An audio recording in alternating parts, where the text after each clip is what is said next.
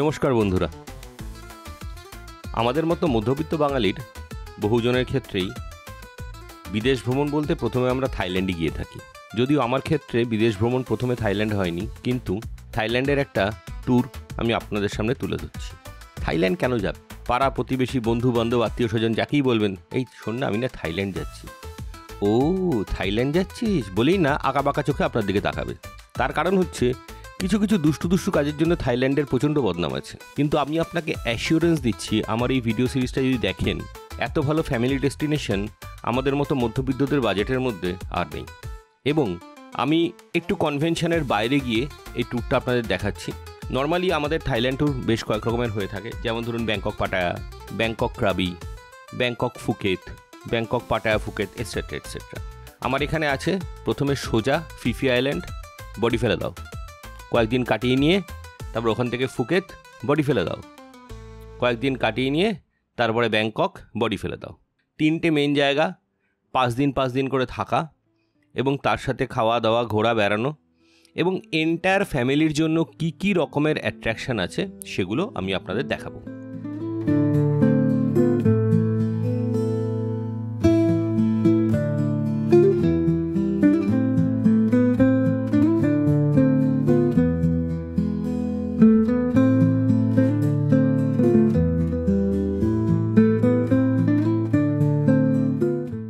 আমার যাত্রা শুরু হয়েছিল কলকাতা থেকে থাই এয়ারওয়েজে, সোজা কলকাতা থেকে থাই এয়ারওয়েজে ব্যাংকক।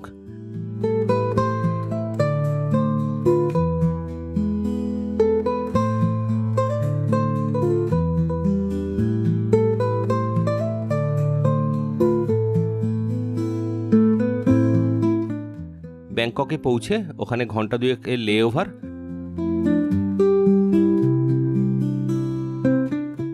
তারপরে আরেকটা প্লেন ধরে গিয়ে ক্রাবি,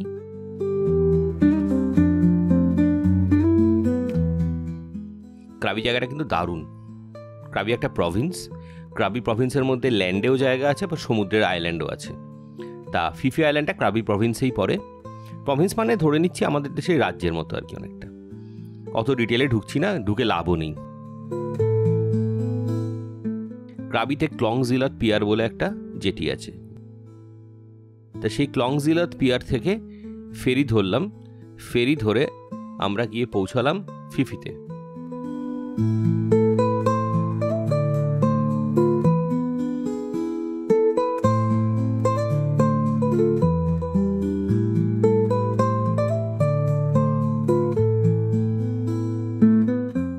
ফেরির একটা বিশেষত্ব হচ্ছে এয়ার কন্ডিশন ফেরি। চা কফি থেকে আরম্ভ করে বিয়ার অবধি ফেরিতে পাওয়া যায়।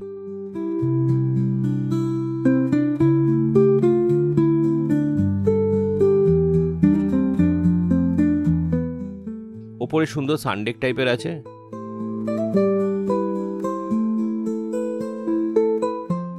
এবার একটুখানি জার্নিটা এক ঝলক দেখে নিন। দুর্ধর্ষ জার্নি, সমুদ্রের মধ্যে দিয়ে ফেরিতে করে দারুণ লাগবে, দারুণ। এবং জলের রং, আশপাশটা প্রচণ্ড সুন্দর, বেশ পাহাড়ি আইল্যান্ড কাছে দূরে, দারুণ। আমরা গিয়ে পৌঁছলাম ফিফি আইল্যান্ডে।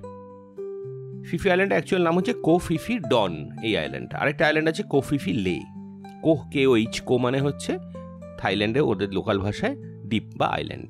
ফিফি আইল্যান্ডের ভিউটা হচ্ছে ওপর থেকে একটা ঝলক দেখে নিন, এরকম। এর ডান দিকে পড়ছে হচ্ছে লোদালাম্বে, বাঁ দিকে হচ্ছে তনসাই বে। তনসাই জেটিতে গিয়েই অ্যাকচুয়ালি আমাদের ফেরিগুলো লাগবে এবং পরবর্তীকালে আবার এই জেটি থেকেই আমরা ফেরি করে ফুকেতের উদ্দেশ্যে রওনা দেব।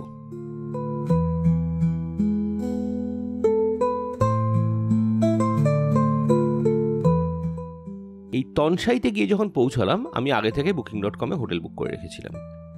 তনসাইতে পৌঁছে বেরিয়ে একটা চার্জ দিতে হয়, ওই টাইম টু টাইম ভ্যারি করে, ওই ধরুন না 20 থেকে 25 বাট মতো পার হেড দিতে হয়। ওটা হচ্ছে ওখানে ঢোকার এন্ট্রি ফি।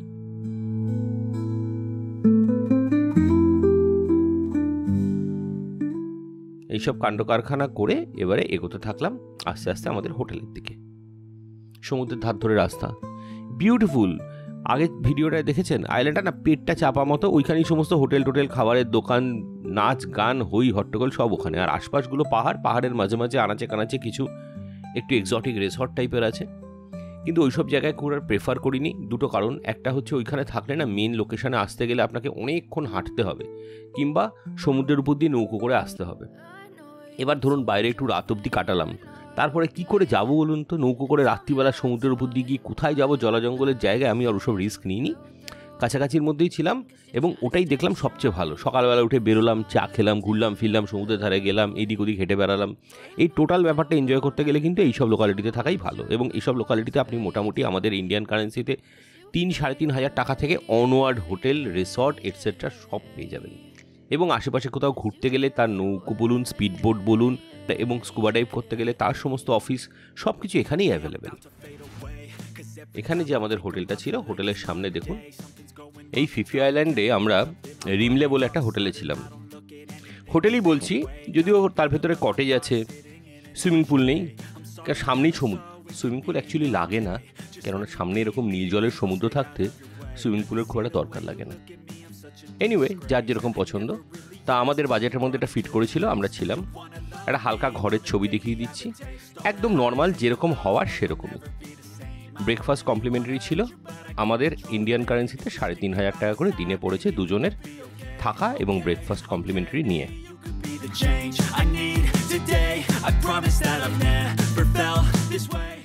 এবার দেখুন কি অসাধারণ, সামনে বেরিয়ে এই যে সমুদ্র, এইটা হচ্ছে বার, এবং এইখানে বসে বসে ব্রেকফাস্ট করব, এটা অসাধারণ।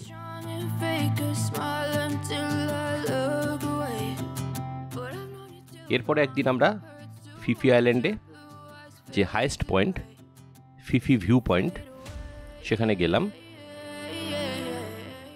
ফিফি আইল্যান্ড সম্বন্ধে একটা কথা বলে রাখি, এখানে কিন্তু কোনো গাড়ি চলে না।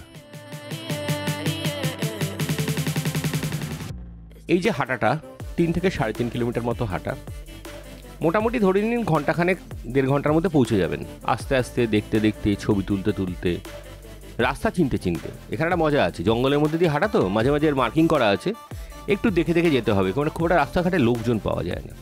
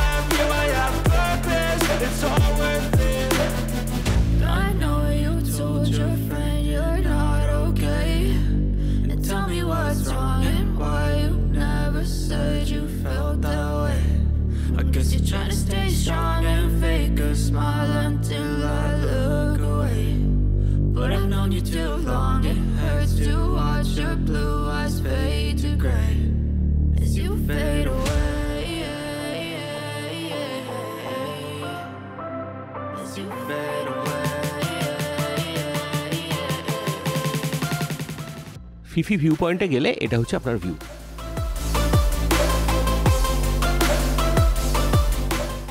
আর ওই দূরে বাদিকে যে আইল্যান্ডটা দেখা যাচ্ছে ওটা হচ্ছে কোফিফি লে।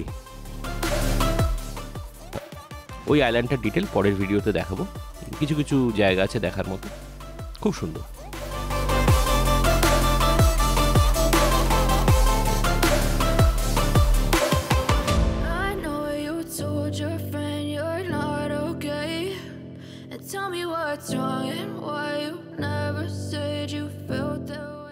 এই ফিফি ভিউ পয়েন্টে আপনি ওই হালকা স্ন্যাক্স, চা কফিগুলো পাবেন, খেতে পারেন।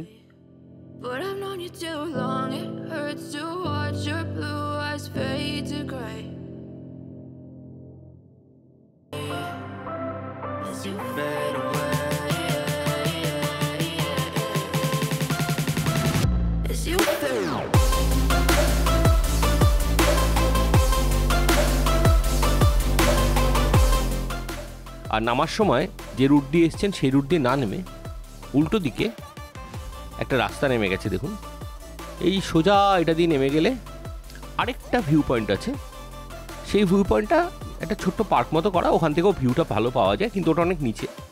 এবং সেখান থেকে আস্তে আস্তে এই বাড়ির গা ওই বাড়ির গা বেয়ে সিঁড়ি দিয়ে সোজা ফিফি মেন মার্কেট মানে সেন্টার অফ দ্য আইল্যান্ডে পৌঁছে যাওয়া যায়। আজকে এই অবধি থাক, পরের ভিডিওতে আবার কিছু ইনফরমেশন নিয়ে আসবো, তা নাহলে একটা ভিডিও ভীষণ বড় লেন্দি হয়ে যাচ্ছে। পারলে একটু লাইক শেয়ার সাবস্ক্রাইব করে দেবেন মনে থাকলে। থ্যাংক ইউ, আসছি পরের ভিডিও নিয়ে খুব শিগগিরই।